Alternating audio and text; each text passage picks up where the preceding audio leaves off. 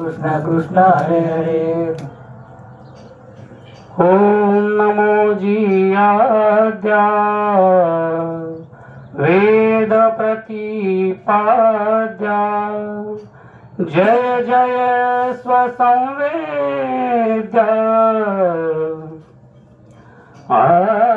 आत्मरूपा देवा तुची गणेशु सकलार्थमती प्रकाशु मने निवृत्ती दासु अवधारी जोजी।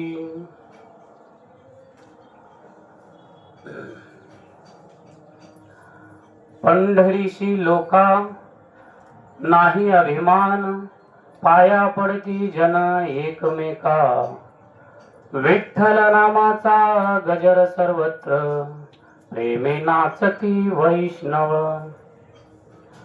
ऊच नीच तेथे ऊच नीच भेद नाही तेथे सर्वाभूती एकच भाव विठ्ठल नामाचा गजर सर्वत्र प्रेमे नाचती वैष्णव तुका मने धन्य पंढरी नगरी तुका मने धन्य पंढरी नगरी जेथे नांदे पांडुरंग विठ्ठल नामाचा गजर सर्वत्र प्रेमे नाचती वैष्णव। सेवेला सुरुवात करण्यापूर्वी तुम्हा सर्वांची क्षमा मागतो। मला वाटलं होतं की थोडा वेळ आहे म्हणून जस्ट बाजूला तिथे गेलो होतो।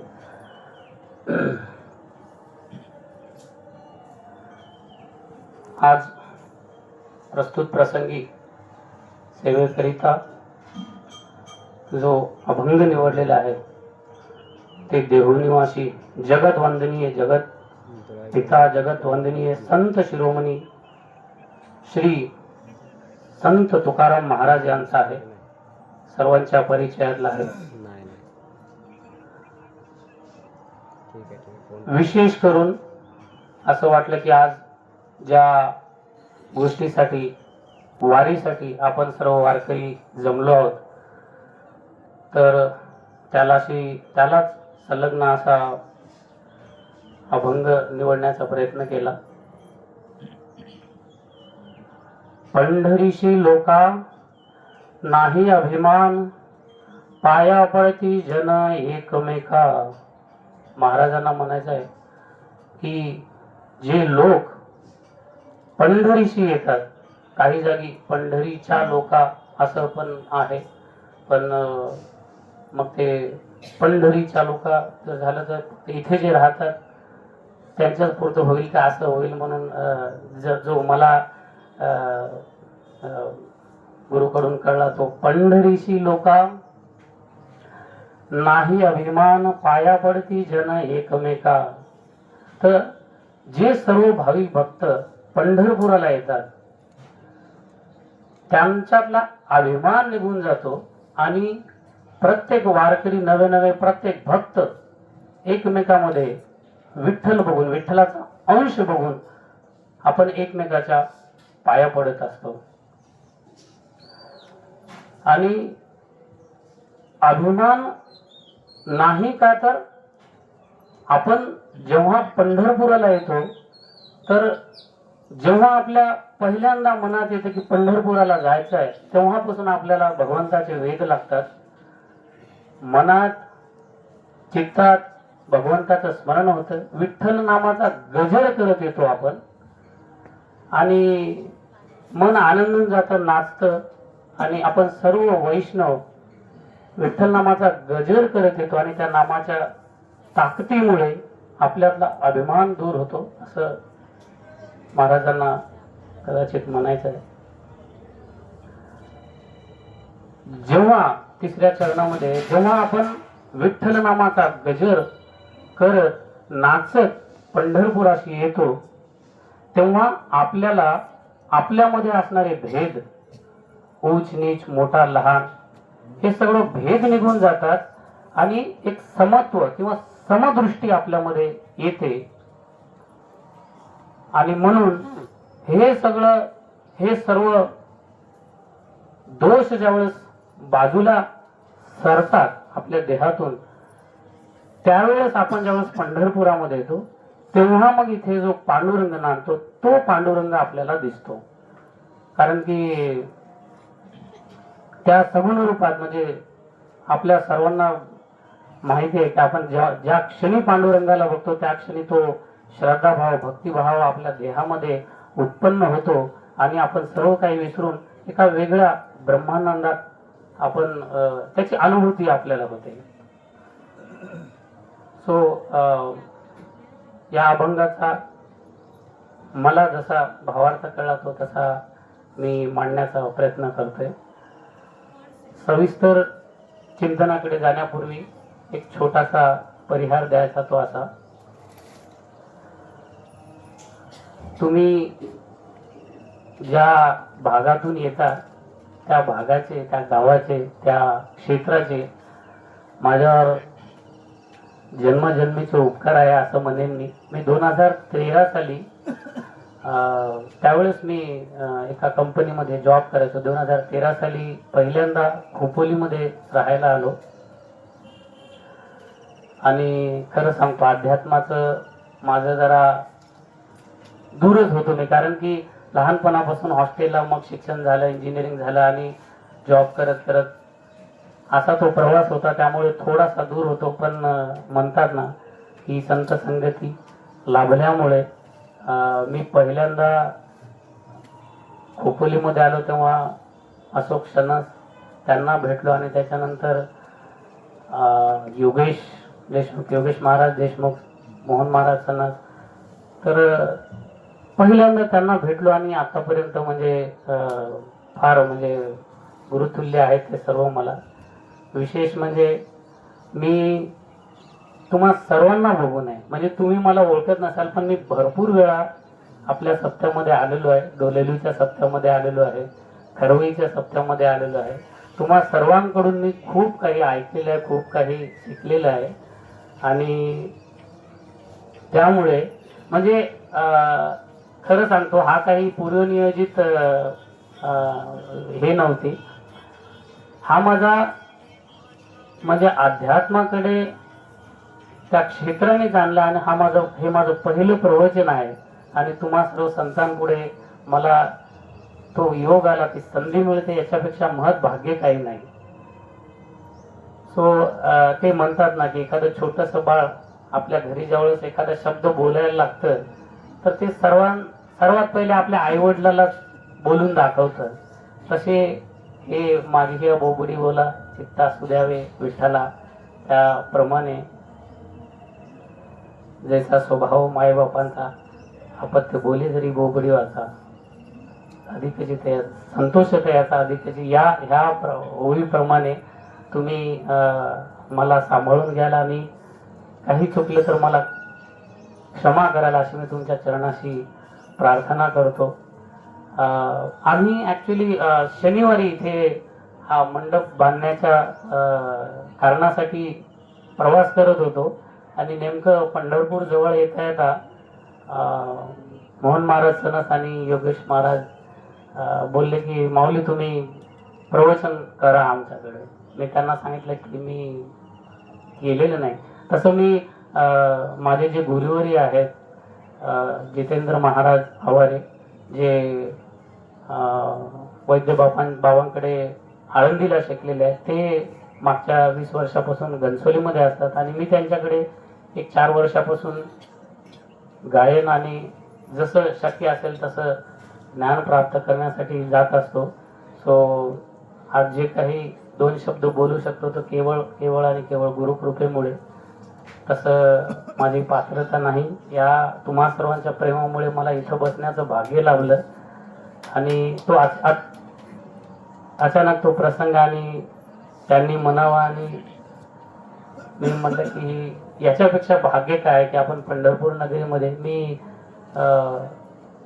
23 नंबर दिंडीमध्ये तुकोबारायांच्या पालखी सोहळ्यामध्ये गेली एक 10 दिवसापासून पायवारी करत आलेला. दरवर्षी येतो, गुरु असतात सोबत, त्यामुळे सो तसा हा प्रवास आहे. त्यामुळे तुम्हा सर्वांच्या चरणी नतमस्तक होऊन मी सविस्तर चिंतनाकडे वळतो. पंढरीशी लोका नाही अभिमान, पाया पडती जन एकमेका. पंढरीशी जे लोक येतात त्यांना अभिमान राहत नाही.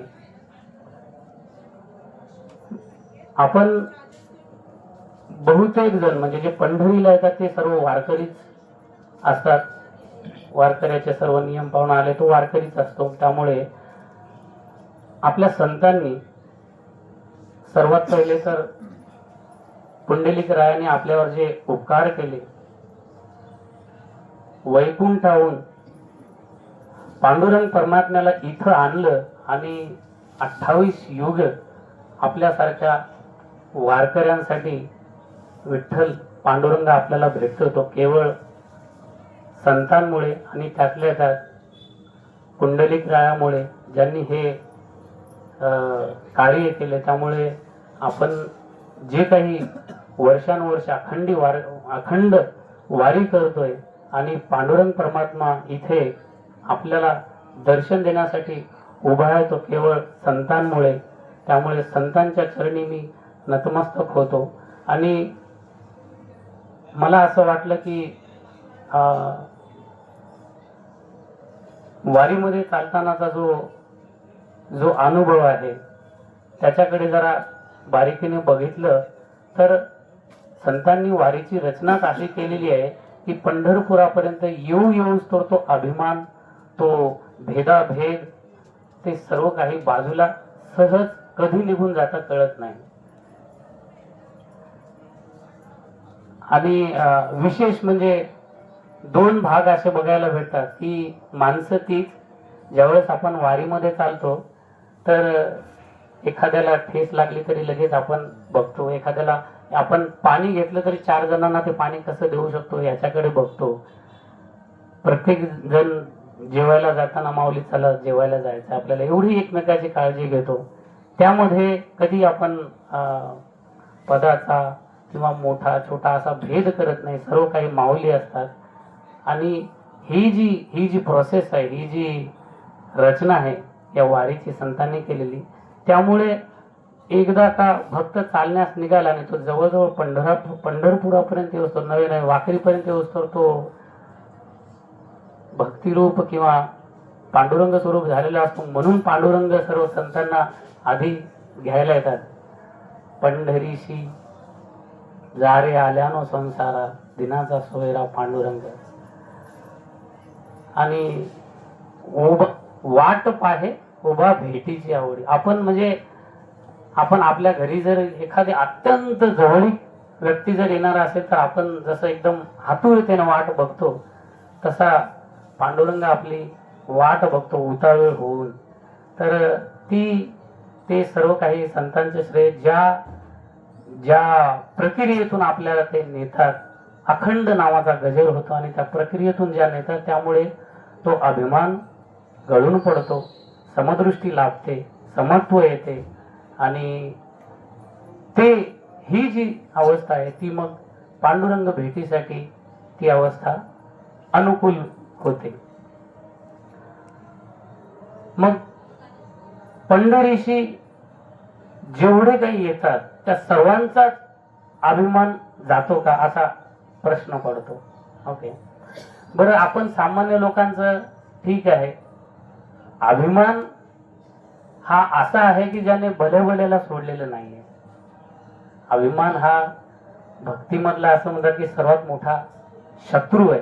आणि तो एवढा प्रबळ आहे की त्याने भल्याला सोडलं नाही.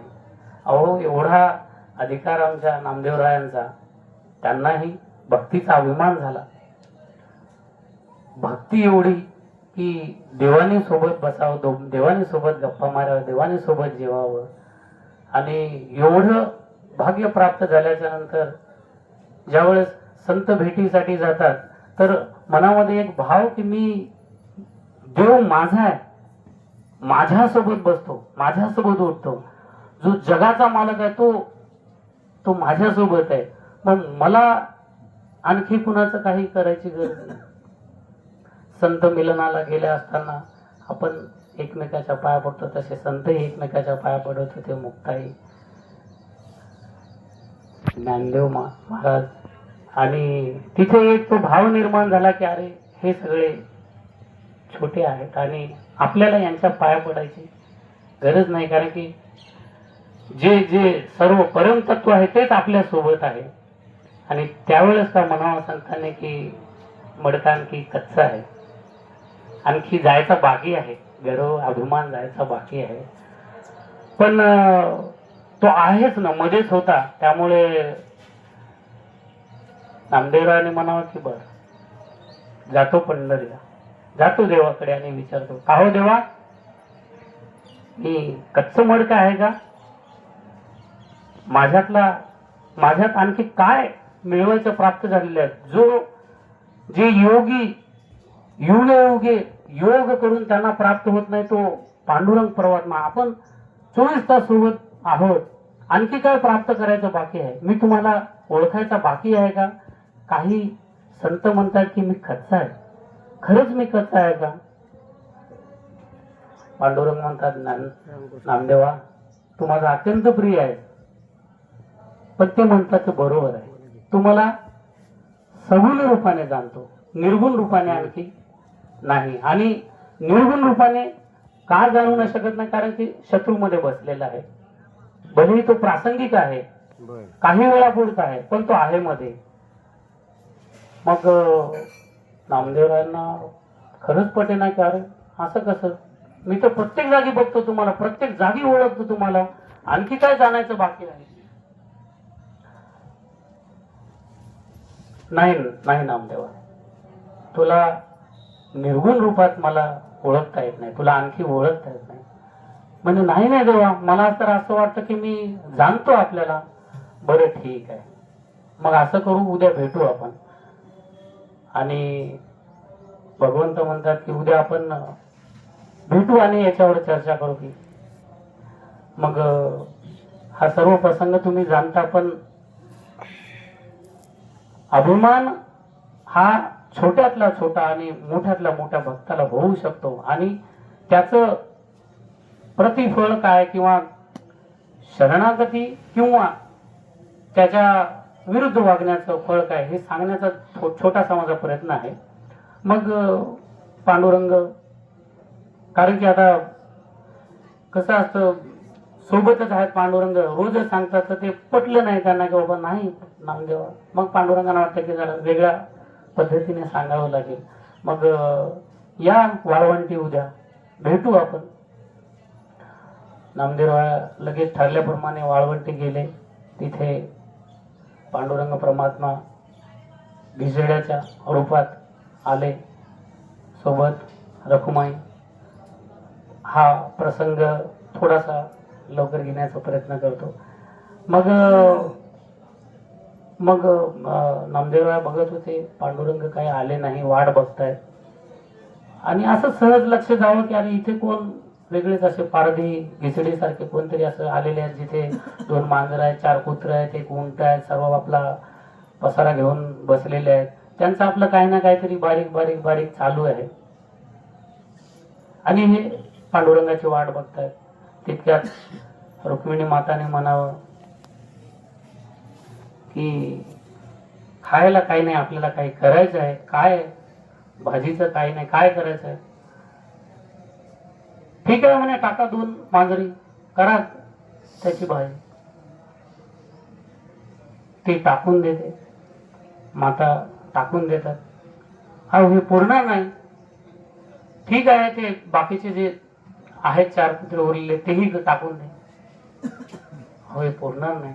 मग असं करता करता सगळं तिथलं टाकून दिलं पात्रामध्ये. म्हणे अहो आणखी काहीतरी लागेल त्यात टाकायला. मग पांडुरंगाने इकडे तिकडे बघितलं. नामदेवराय बाजूला बसलेले होते आणि ते सर्व प्रकार बघत होते. का हे काय चालू आहे, मी असं वेगळंच काहीतरी बघतोय. आणि परत मातेने म्हणावं की अहो आणखी काहीतरी टाकायची गरज आहे. मग मुद्दा माणूस म्हणे टाका यांना, घ्या यांना, आता कमी पडतंय तर नामदेवराव पळत सुटले. अरे बापरे, हा प्रकार काय चालू आहे. आणि राहुळामध्ये अहो पांडुरंगा वाचवा, तिथे पांडुरंग प्रस्तुतच होते. म्हणे काय झालं. अहो म्हणे काय देवा, तुम्ही शब्द दिला केव्हाचा मी वाट बघतोय आणि तुम्ही आलेच नाही. म्हणे नाही नामदेव, मी तर आलो होतो. ते जे घिसडी जे होते ते मीच तर होतो, तुम्ही ओळखलं नाही. आता कळलं का की तुम्ही मला फक्त सगुण रूपात जाणता, निर्गुण रूपात मला जाणत नाही. साष्टांग नमन केलं देवा, आता पूर्णतः मला कळलेलं आहे. पाया पडती पूर्ण अभिमान निरसन झाल्याच्या नंतर साष्टांग नमन.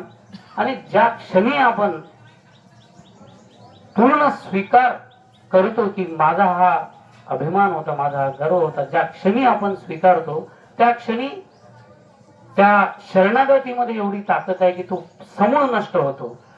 साष्टांग नमन घातलं देवा, मला कळलेलं आहे. आणि आता मला आपण उपदेश करावा की मी कसं जाणवू शकतो आपल्याला. तर देवाने सांगितलं की तुम्हाला हे केवळ आणि केवळ गुरुकृपेमुळे शक्य आहे.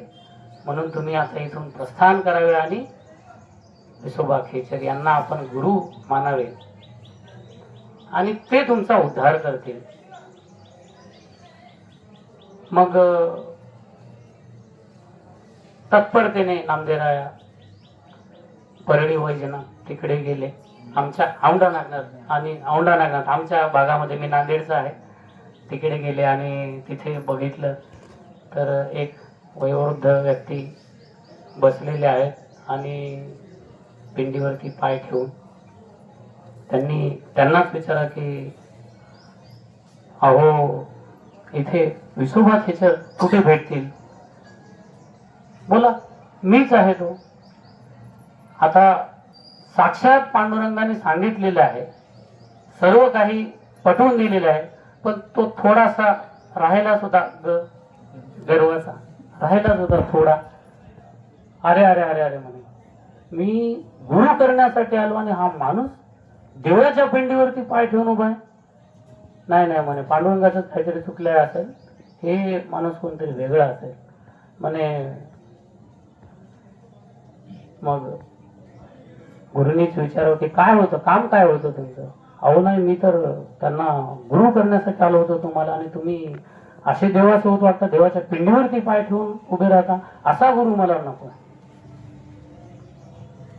म्हणे ठीक आहे, आता एवढं माझं वय झालेलं आहे तर जाता जाता फक्त हा माझा पाय उचलून आपण ठेवावा आणि मग प्रस्थान करावं. सद्भावना, आत्मीयता अवतप्रोत भरलेली होती संतांमध्ये आहे. चला आपण एवढ्या दूर आलेलो तर एक चांगलं कार्य करून जावं म्हणून पाय उचलून ठेवावा, तोच दुसरी पिंड तयार व्हावी. असे 12 ज्योतिर्लिंग तिथे प्रगट झाले. तेव्हा मग 100% संपूर्ण कळलं नामदेवरायांना काय आहे. आता मग ते शेवटची शरणागती, संपूर्ण शरणागती होती. आणि आता आपण मला उपदेश करावा. तर मुद्दा असा आहे की संपूर्ण शरणागतीमध्ये अभिमान गळून पडतो, आणि जोपर्यंत अभिमान गळून पडत नाही तोपर्यंत पांडुरंग प्राप्ती नाही. म्हणून आणि म्हणजे आपण असं बघत असताना जसं नामदेवराय आहे तसं भूलोकावरती अनेक मोठे मोठे होऊन गेलेले आहेत, जिथे अभिमानापुढे शरणागती नाही तर मग दुर्गती आहे.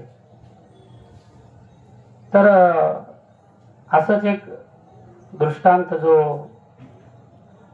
शिवपुराणामध्ये आहे, मला असं वाटलं की दोन्ही बाजू सांगाव्या. की एक अभिमान झाल्याच्या नंतर जर संपूर्ण शरणागती झाली तर पांडुरंग प्राप्ती आहे, पण मग शरणागती नाही झाली तर काय.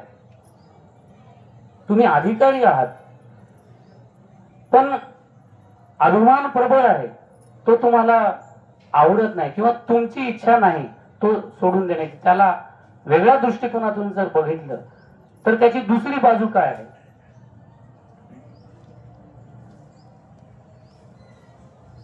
शिवपुराणातील वृत्तांत आहे, जो महादेवाच्या क्रोधाग्नीतून ज्याचा जन्म झाला असा जालंधर शिवाचा अंश आहे. म्हणजे बघा त्याची केवढी ताकद आणि अधिकार असावा. हा थोडासा सविस्तर आहे, मी जरा संक्षिप्त करण्याचा प्रयत्न करतो. क्रोधाग्नी कशामुळे, तर एका तपश्चर्येत लीन असलेल्या असुरच होता तो, पण ब्रह्म तपश्चर्येत लीन असलेल्या एका असुराचा वध केला इंद्राने, की पुढे चालून तो वरदान घेईल आणि माझं पद धोक्यात येईल. ह्या भावनेने एक त्रिशूर, म्हणजे ज्याला तपश्चर्येतून 3 मुख प्राप्त झाली होती, त्याचा वध तपश्चर्येत लीन असताना केला. हे ब्रह्मपातक त्यांनी केलं होतं, कोणी इंद्राने. तर तो महादेवांना एवढा क्रोध आला की आपण देव आहात, देवेंद्र आहात, आणि असं घोर पातक तुमच्याकडून झालं. तर तो क्रोधाग्नी त्यांच्या तिसऱ्या डोळ्यातून बाहेर पडला भस्म करण्यासाठी इंद्रदेवांना. पण केवळ देवगुरु बृहस्पती त्यांच्या याचनेमुळे, कारण की गुरूंचं कर्तव्य असतं, आपला गुरु शिष्य कसाही असो त्यांचं कर्तव्य असतं की आपल्या शिष्याचं प्राणरक्षण करावं. आणि मग साष्टांग नमन घातलं देवगुरु बृहस्पती यांनी की देवा आपण क्षमा करावी यांना.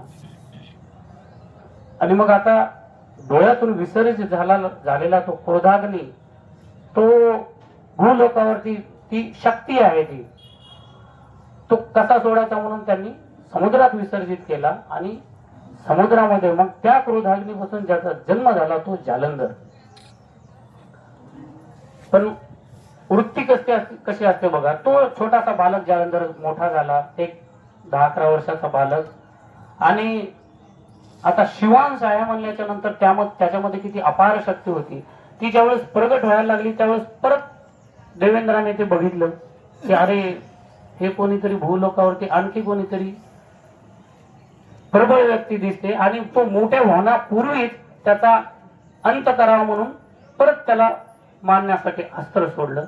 आणि ते नेमकं त्याच्या आईने ते आपल्या अंगावरती घेतलं आणि ती तिथे मरण पावली. छोटासा असणारा तो बालक, त्याच्या मनावरती एवढा मोठा आघात झाला की त्याला कोण आहे हे माहिती नसताना त्याच्या मनामध्ये बदलायची, म्हणजे एकतर द्वेष भाव निर्माण झाला की अरे आम्ही एवढे सज्जन लोक आहोत, ते आम्ही कुणाचं काही केलं नसताना असं कुणीतरी आमच्यासोबत वागावं, हा द्वेष भाव निर्माण झाला. आणि त्याने तिथे प्रण घेतला की ज्याने माझ्या आईची हत्या केली त्याला माझ्या जीवनाचा एकच उद्देश की त्याला मी मारणार आणि मी माझ्या आईचा बदला घेणार. असा तो बालक आणि अधिकाराने किंवा शक्तीने संपन्न असलेला, मग जेव्हा तो असा फिरत होता ग्लानीमध्ये, त्यावेळेस मग दैत्यगुरु शुक्राचार्य त्यांना भेटले आणि मग त्यांनी मार्गदर्शन केलं. दैत्यगुरु शुक्राचार्यांचा उद्देश जो होता, कारण की ते जाणत होते की हा शिवांश आहे आणि महादेवाचे खूप मोठे भक्त होते ते, आणि शिवांश हा आहे आणि याला योग्य मार्गदर्शन करून आपण त्याला एक व्यवस्थित व्यक्तिमत्व बनवावं, हीच आपली देवाचरणी केलेली पूजा असेल. या भावनेने त्यांना त्या जालंधरला त्यांनी संपूर्ण मार्गदर्शन केलं. तपश्चर्या सर्व काही अस्त्र शस्त्रांनी सुसज्ज होईल असं एक व्यक्तिमत्व बनवलं. आणि शेवटी मग सांगितलं की बाबा, कारण की परिस्थिती अशी होती की तो झोपतही नव्हता, जोपर्यंत मी मारत नाही तोपर्यंत विश्रांती नाही, अशी त्याची अवस्था झालेली होती. त्यामुळे मग शेवटी गुरु शुक्राचार्यांना त्यांना सांगावं लागले की बाबा तुला ज्याला मारायचं आहे ते इंद्र. आणि मग तेव्हा त्याने सांगितले की माझा आता एकच उद्देश इंद्रदेवाला मारायचं आहे.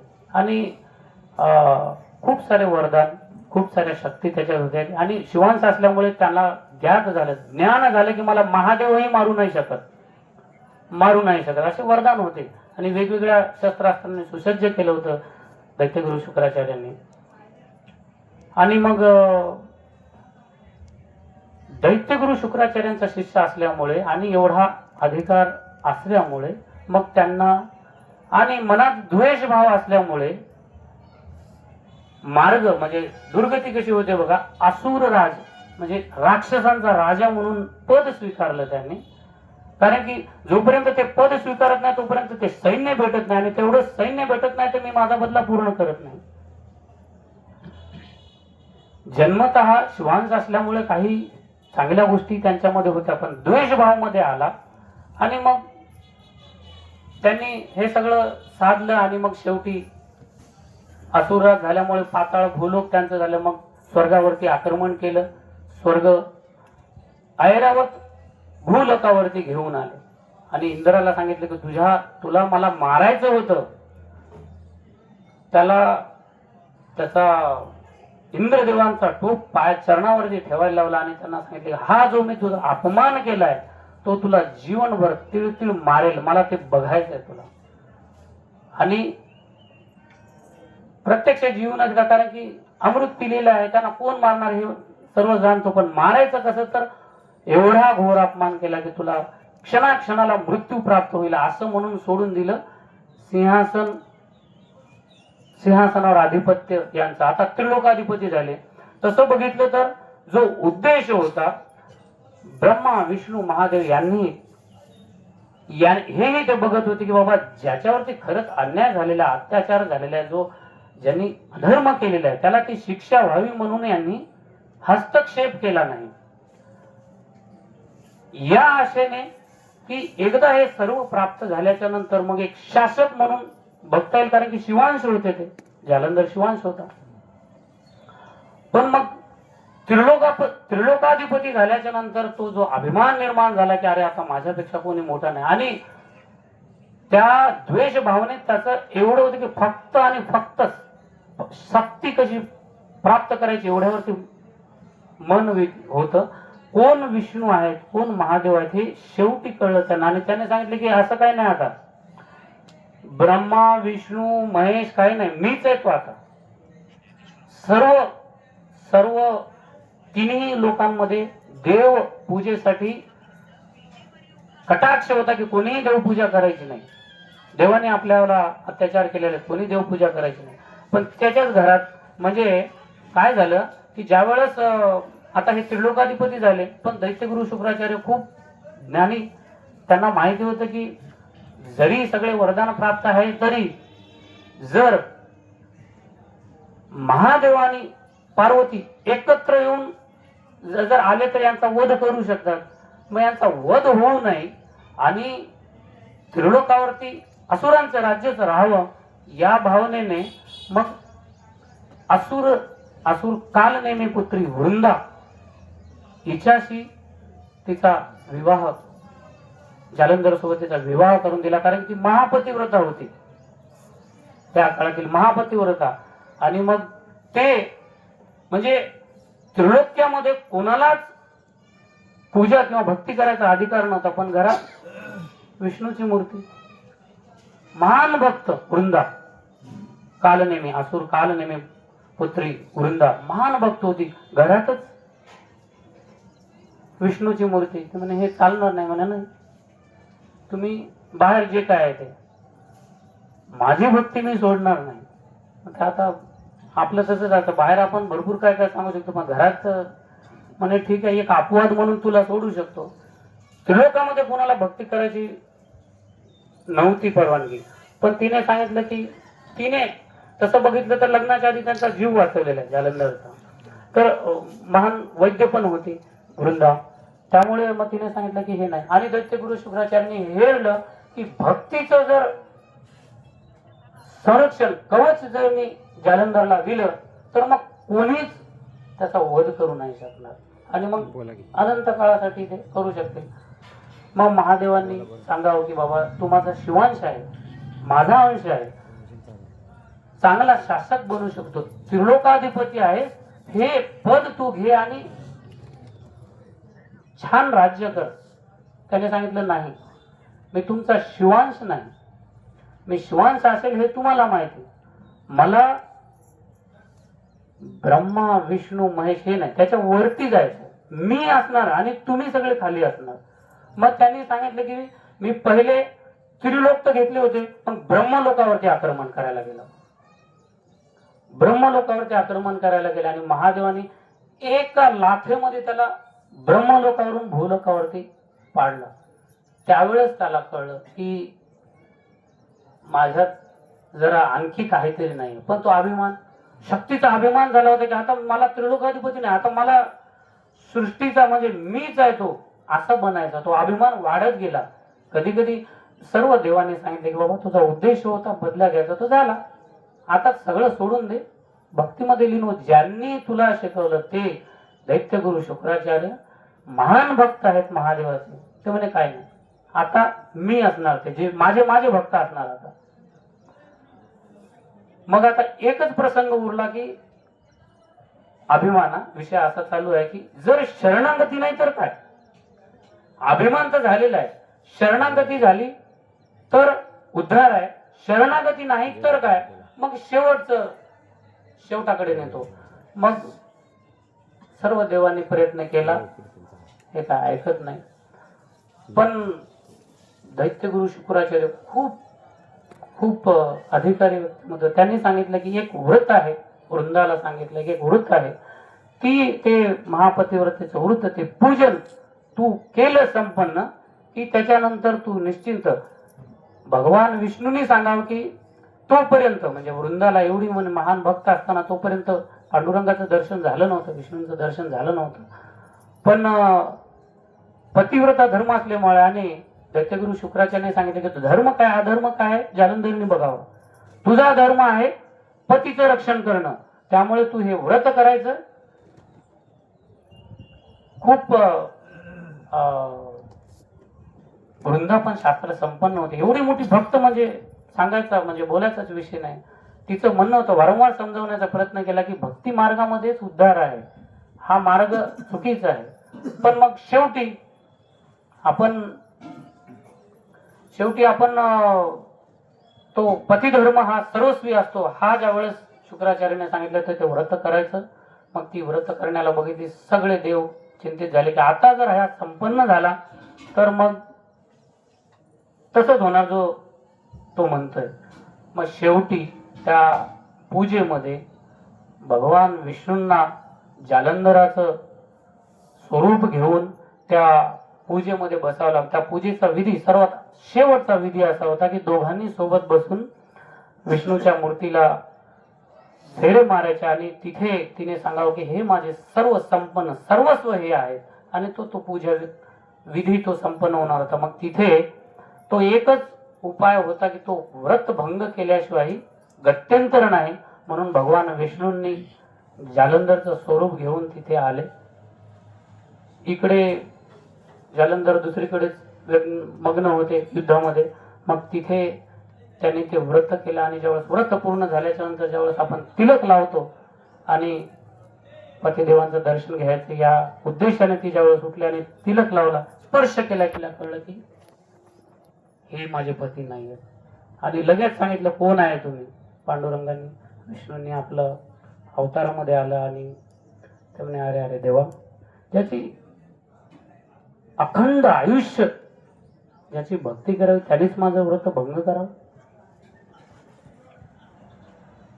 ह्या आत्ताच्या क्षणाला मला खरं धर्म अधर्म हा काही कळत नाही, माझं व्रत भंग झालेलं आहे आणि हे तुम्ही का करावं.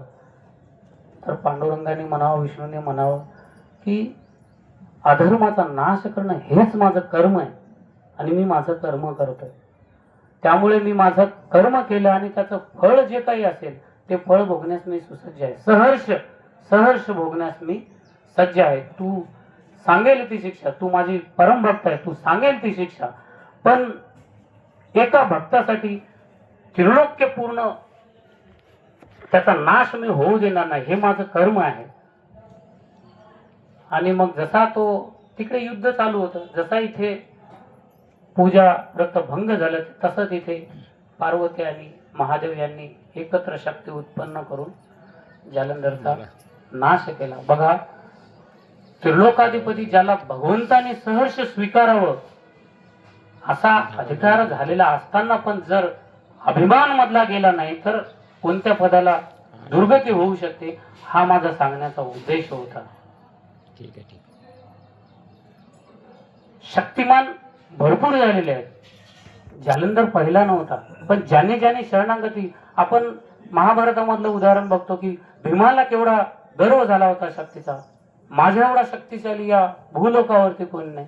पण ज्यावेळेस हनुमंतरायाला, तो प्रसंग सर्वांना आठवतो की ज्यावेळेस हनुमंतराय तिथे वानराच्या रूपात बसले आणि त्यांना वाटले की आपण भक्ताचा उद्धार करावा, जो गर्व झालेला आहे त्याचं, कारण की देवाला चिंता असते की माझा भक्त, त्याला जो अभिमान झालेला आहे त्याचा हरण केल्याशिवाय त्याचा उद्धार नाही. तर पहिला प्रयत्न उद्धार करण्याचाच असतो. म्हणून हनुमंतरायाने ते वानराचं रूप घेऊन शेपटी एकदम ते अष्टसिद्धीचे दादा नवनिधी ह्या गुरु म्हणजे संपन्न असलेले हनुमंतराय, अनिमा गरिमा लघुमा महिमा प्राप्ती प्राकाम्य ईशित्व वशित्व अशा 8 सिद्धी असणारे हनुमंतराय, त्यांनी ज्यावेळेस सांगितलं की शेपटी रस्त्यामध्ये भांडून बसले आणि त्याला गर्व झाला, म्हणे अरे कोण हा वानर आहे, जरा बाजूला सर, माझ्या वाटेत आलेला आहे तो. परत संक्षिप्त करतो कारण की वेळ कमी आहे. मग तसा एक तू भीमाला एवढा गर्व होता की माझ्या एवढा शक्तिशाली कोणी नाही, पण कृतीमधून कसा अभिमान घालवायचा, आणि तू केवळ एक शेपटी पण उचलू नाही शकत, हा याला संपूर्ण निरसन, अभिमानाचं संपूर्ण निरसन अशा कृतीतून हनुमंतरायांनी त्याचं केलं. आणि तिथे लगेच साष्टांग नमन, भीम संपूर्ण शरणागती पत्करली आणि सांगितले की देवा, मला अभिमान झाला होता, आता मला माझी जागा कळली. मग जिथे शरणागती आहे तिथे उद्धार आहे. म्हणून पंढरीशी लोका नाही अभिमान. जर नाही अभिमान तर काय, पंढरीचे वारकरी ते अधिकारी मोक्षाचे. जर अभिमान नाही तर मग मोक्ष आहे, उद्धार आहे. म्हणून अभिमान पंढरीशी लोका नाही अभिमान, पाया पडती जन एकमेका. पाया पडणं म्हणजे एक समदृष्टी घेऊन अहम ब्रह्मास्मी, प्रत्येक व्यक्तीमध्ये ते ब्रह्मतत्व आहे आणि त्या ब्रह्मतत्वाला मी साष्टांग नमन करतो. ही ज्यावेळेस भावना मनात निर्माण होते त्यावेळेसच आपण एकमेकाच्या पाया पडू शकतो, समदृष्टी लाभते. म्हणून तो अभिमानाचं हनन झाल्यावर आणि समदृष्टी प्राप्त झाल्यावरती आपण त्या मार्गावरती जातो जिथे मोक्ष प्राप्ती आहे. विठ्ठल नामाचा गजर सर्वत्र, प्रेमे नाचती वैष्णव. विठ्ठल नाम आणि गजर याला मी थोडं विभक्त करतो. एक तर तुम्ही नाम घेऊ शकता आणि त्याचा गजर करू शकता. मग विठ्ठल नाम काय? नाम आहे भाव रहित घ्या किंवा भाव सहित घ्या. भाव रहित होतं आजा मिळून एकदा घेतला, शेवटी मरता मरता आणि वैकुंठ गमन. हा, तुम्हाला नंबर पाठवतो. जीवनभर पाप केलेलं होतं. आता मला वाटतं विष्णुपुराच्या 4थ्या स्कंदामध्ये ही कथा आहे अजमेरची, जी नेहमी अर्ध म्हणजे आपण म्हणतो की एकदा शेवटचं नाम घेतलं आणि यमदूत आणि विष्णुदूत आले घेण्यासाठी, यमदूत घेऊन आल्यासाठी अख्खा जीवन पाप केलेलं आहे माणसाने, त्याला नरकामध्ये नेण्यासाठी आलो. पण शेवटी त्याच्या मुलाचं नाव होतं नारायण, म्हणून नारायण म्हणला तो. मग विष्णुदूत आले म्हणाले नाही नाही हे आमचं गिऱ्हाईक आहे. अरे म्हणे तुम्हाला माहिती नाही, मी त्याचा पूर्ण सांगतो याचा जीवनात किती पाप केले आहेत. म्हणे शेवटी एकदा नाव घेतलं, तिथे भाव नव्हता. एवढं प्रेम होतं मुलावरती. शेवटी मरता मरता नारायण बोलला आणि मग संवाद झाला. यमदूत आणि विष्णुदूतामध्ये संवाद झाला की का नाम श्रेष्ठ आहे, एकदा असो का 10दा असो, शेवटी जो घेतो त्याला मोक्षच आहे.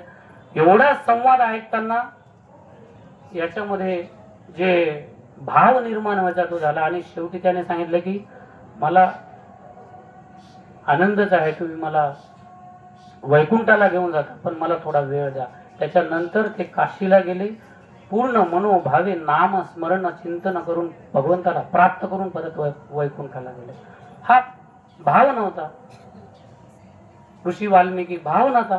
गुरु कृपेने केवळ नाम घेत घेत तो भाव उत्पन्न झाला. तर नाम विठ्ठलाचं नाम आणि गजर, गजर का तर मग तिथे अखंड प्रेम जर हृदयात घ्यायचं असेल तर भावयुक्त गजर केला पाहिजे.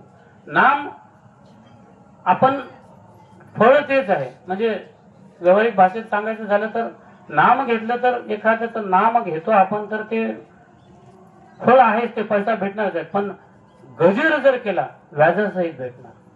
म्हणजे आपला उद्देश या भूलोकावरती जर उद्देश आहे की मला मोक्ष प्राप्ती करायची आहे, मी नाम घेतो, जर भाव रहित नाम घेतलं तर शेवटी मोक्ष भेटणार आहे. इथे काय, इथे तो आनंद नाही ना, भाव नाही तर आनंद नाही. सदा नाम घोष करू हरी कथा तेणे चित्ता समाधान. अखंड आयुष्य जर समाधानाने आनंदात घालवता आलं तर मोक्ष पण आनंदाचा. मग मला जे भेटलेलं आहे, मला जो भेटलेला आहे बघा, नाम हे एवढं ताकदीचं आहे की तुम्ही एकदा सुरुवात केली की तो ती अवस्था प्राप्त होतेच. यात काही द्वंद्वच नाही, म्हणजे द्वैतच नाही यात काही. पण तरी पण त्याच्यात जो जातो जागरूकपणे नामाचा गजर जागरूकपणे जर तो भाव उत्पन्न. एक छोटस उदाहरण देतो. आज आम्ही काल नाही परवा वाखरीवरून इकडे येत असताना आमच्या दिंडीमध्ये काही लोक होते. त्यांनी काय केलं, दोघा जणांनी, एकाने विष्णूचं पांडुरंगाचं रूप धारण केलं आणि एकाने कृष्णाचं रूप धारण केलं आणि पायी चालवत होते. आम्ही सगळे बघत होतो त्यांच्याकडे.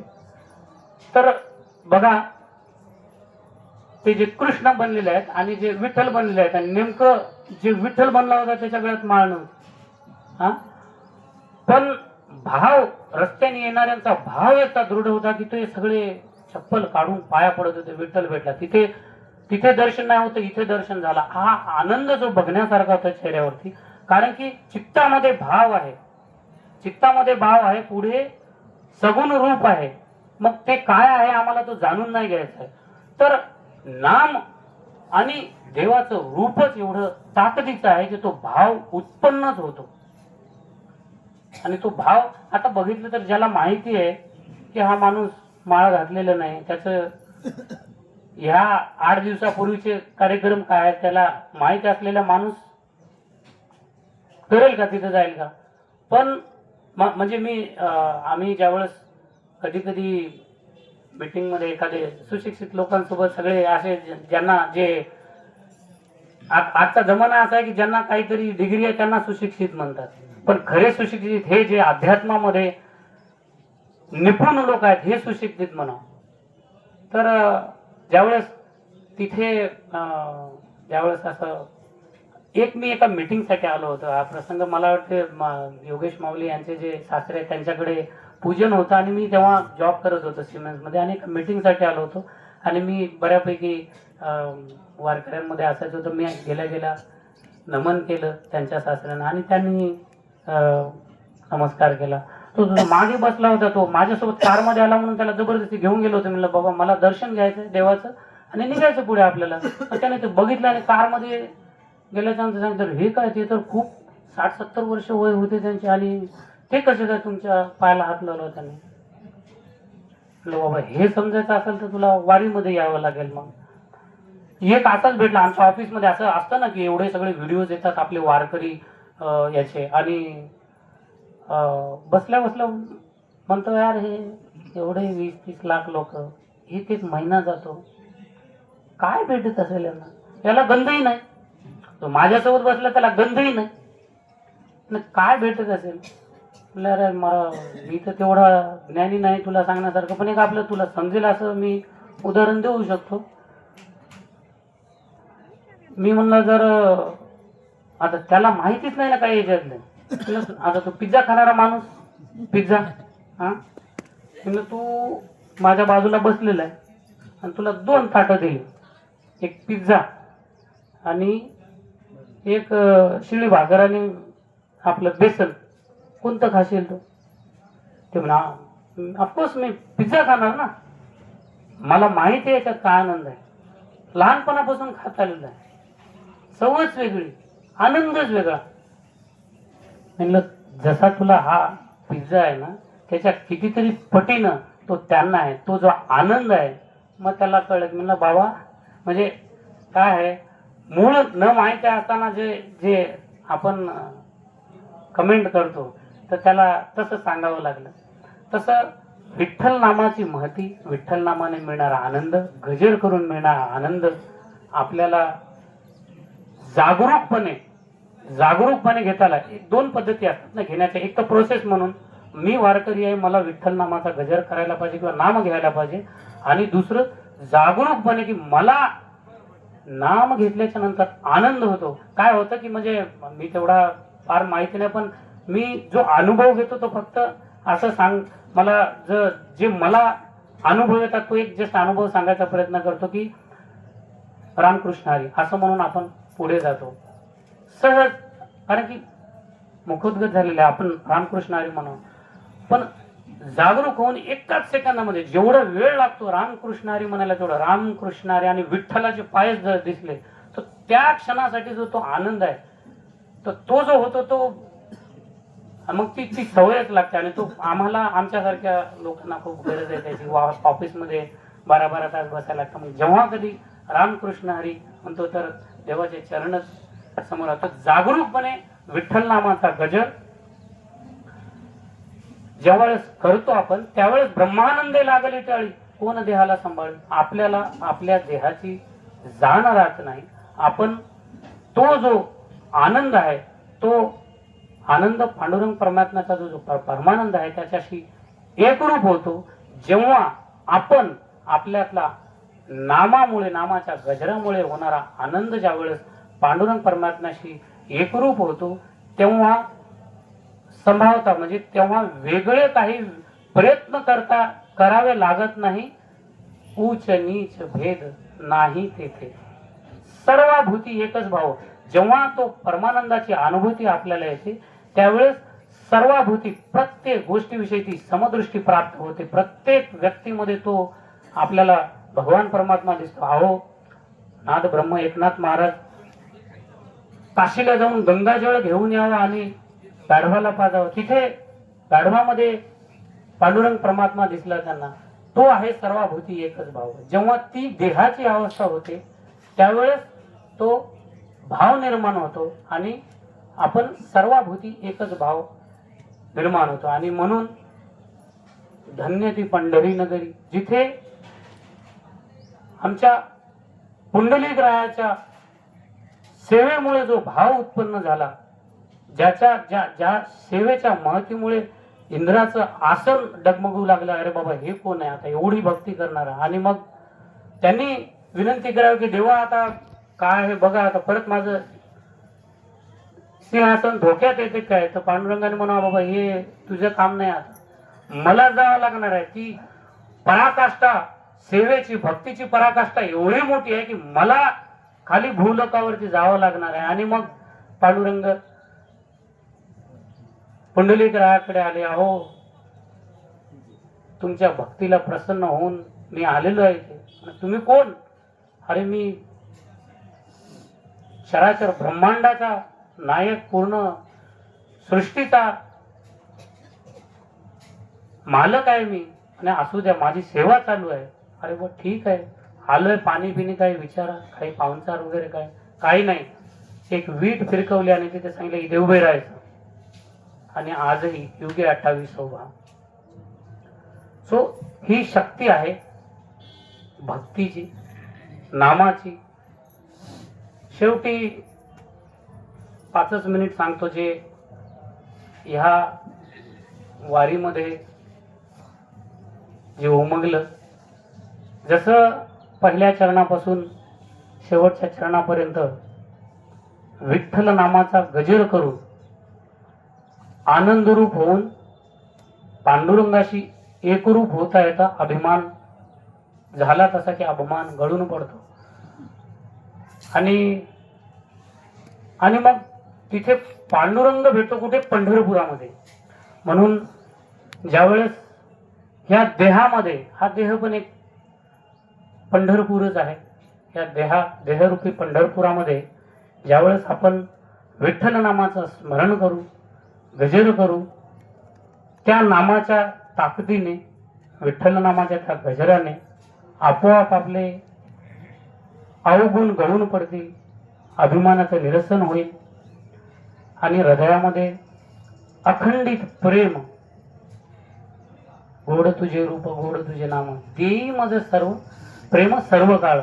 मग ते या डोळ्यांनी त्या भगवंताचं सगुण रूप बघावं, मुखाने हरिनाम हरिकथा करावी, चित्तामध्ये पांडुरंगाचं स्मरण असावं. आणि हे सगळं झाल्याच्या नंतर आपसुकच आपली देहाची अवस्था ती परमात्म्याशी एकरूप होईल. आणि जसा पुंडलिक रायामुळे पांडुरंग परमात्मा ह्या पंढरीमध्ये आला, तसा प्रयत्न करावा. आपण सगळे तेवढे अधिकारी नाहीत, म्हणजे मी माझ्याविषयी बोलतो, पण माझा एक प्रयत्न असावा की चित्तामध्ये स्मरण ठेवून ह्या हृदय रूपी मंदिरात पांडुरंगाला कसं जास्तीत जास्त वेळ ठेवावं, ते पण भक्तीच्याच मार्गावरती, भक्तीचं फळ म्हणून पांडुरंग परमात्मा कसं आपण आपल्या ह्या देहरूपी शरीरामध्ये ठेवता येईल, असा एक प्रयत्न राहील. झालेली सेवा तुमच्या सर्व संतांच्या चरणाशी मी अर्पण करतो. माझं हे जीवनातलं पहिलं प्रवचन आहे आणि तुम्ही मायबापांसमोर मी केलेलं आहे. एखादा काही चुकलं असेल, वाक्य काही एखादा बोल इकडे तिकडे गेला असेल, सहर्ष मला क्षमा करावी. आणि बघा, म्हणजे कुणाच्याही माझ्या मनात नसताना एवढी मला सेवा लाभली, यापेक्षा महत् भाग्य माझं काही नाही. तुमच्या संतांसमोर मी बाबांचे खूप कीर्तन ऐकलेले आहेत, प्रवचन पण ऐकलेले, इथे पण ऐकलेले आहेत बाबा. सो तुम्हा सर्वांचं मी जे काही तुम्हा सर्वांकडूनच शिकलंय तेच इथे मांडण्याचा प्रयत्न केला. म्हणून जे काही चुकलेले असेल ते माझ्या बुद्धीचा दोष, आणि एखादं वाक्य चांगलं बोललेलं असेल तर ते केवळ त्याचा श्रेय माझ्या गुरूंना. एवढं बोलून थांबतो. रामकृष्ण.